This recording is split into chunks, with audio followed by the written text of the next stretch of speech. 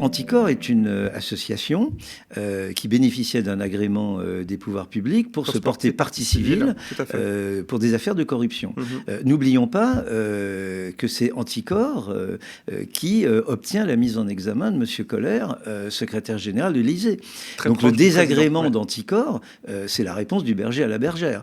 En tout cas, il faudra que M. Macron nous explique longuement qu'il n'y a aucun rapport entre l'inculpation de M. Koller, son secrétaire général, et le désagrément d'Anticor. Et ça, si vous voulez, c'est du Erdogan ou du Orban craché. Adama Traoré est mort le 19 juillet, le jour de son anniversaire, le jour de ses 24 ans. On lui a privé ce droit de vie. Quand la mort de Naël est filmée, il faut savoir qu'elle vient imager toutes les morts qu'on ne voit pas. Si on avait dénoncé toutes les autres morts, Naël ne serait pas mort ce jour-là. Samedi 8 juillet 2023, place de la République à Paris, Assa Traoré fend la foule et l'interdiction de manifester, renforcée par le ralliement inédit de plus de 100 organisations. La CGT dénonce les violences policières et le racisme systémique.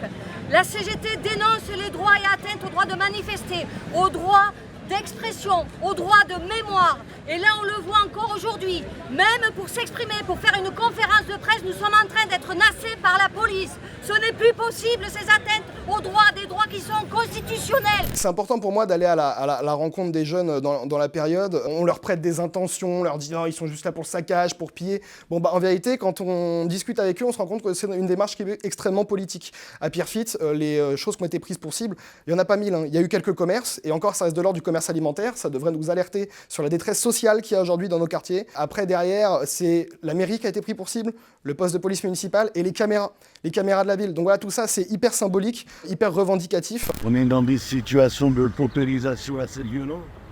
Et à mon avis, on est face à un gouvernement qui, au lieu de répondre au fond des problèmes de société et de vie de tous les jours, il préfère utiliser la répression et mettre en place des lois qui vont priver les gens de liberté et de manifester. De manière très condescendante, on parle de ce pognon de dingue qu'on a injecté dans les banlieues. Mais je vous rappelle que les enfants de bourgeois sont beaucoup plus assistés que les enfants de pauvres. Un lycéen, par exemple, qui fréquente Saint-Louis, Louis-le-Grand, ou un étudiant qui fréquente Sciences Po, est beaucoup plus subventionné par l'État que l'étudiant de Paris 8 à Saint-Denis ou de je ne sais quel lycée du 9-3. Je suis sensible en fait à la douleur de l'éboueur qui passe devant chez moi, à la douleur de ma propre mère qui est assistante maternelle, de toutes ces personnes qui gravitent autour de moi et qui vont devoir effectuer des métiers pénibles pendant tant d'années. Donc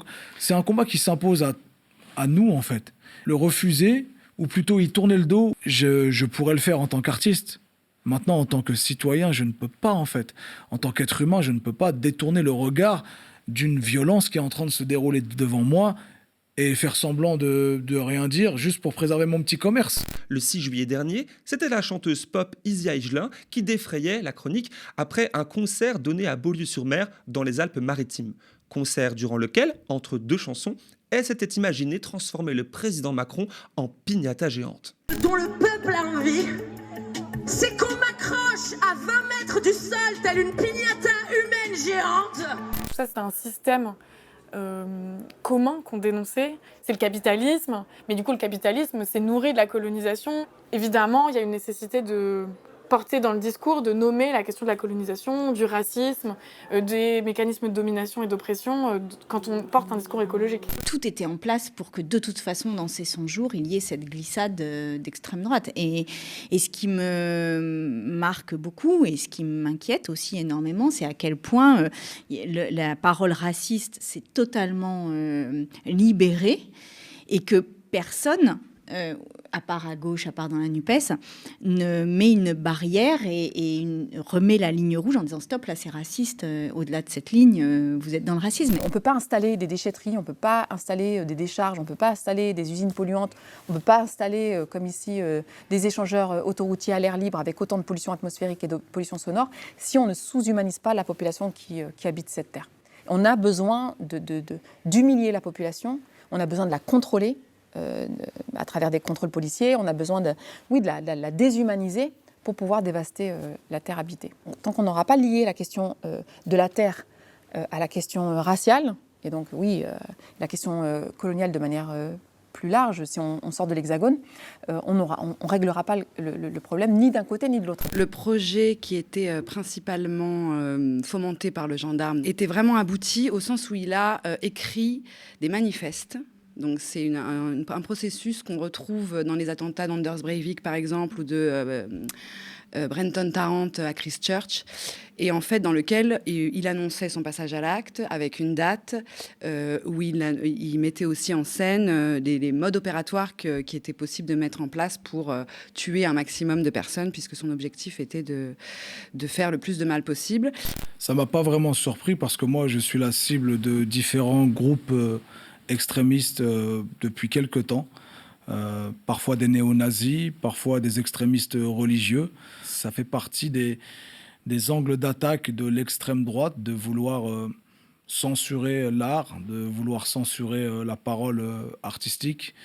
Moi, me concernant, il n'y a pas un de mes concerts qui se déroule sans qu'il y ait une pétition d'élus du Rassemblement national ou de Reconquête qui se mobilisent en interprétant mes textes, en les sortant de leur contexte, en essayant de me prêter des proximités avec le radicalisme. Le but, c'est d'intimider parfois les municipalités, parfois c'est des méthodes pour moi mafieuses, c'est des méthodes de voyous, et ça contribue, je pense, à me coller une cible dans le dos, clairement. Et c'est ce qui fait qu'on en arrive à ce genre de menace directe sur ma personne. Vincent Bolloré veut s'emparer de la librairie L'Écume des Pages, boulevard Saint-Germain, qui est la grande librairie qui a pris la succession de la Une.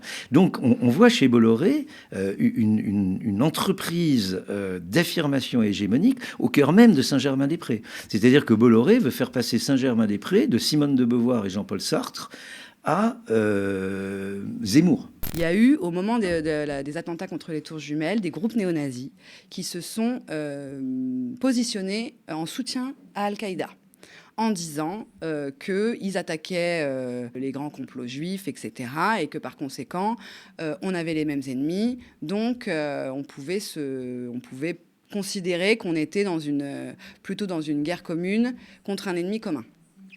Et en fait, ça a fait son bonhomme de chemin, notamment avec l'émergence de Daesh, la puissance violente de Daesh, parce que Daesh a quand même inondé de propagande ultra-violente les réseaux sociaux et Internet. Et les néo-nazis américains s'en sont servis en disant « mais nous aussi, on doit faire le djihad ». Mais le djihad au nom de la race blanche, évidemment, pas au nom de la religion. Et donc, le concept de white djihad a été comme ça créé.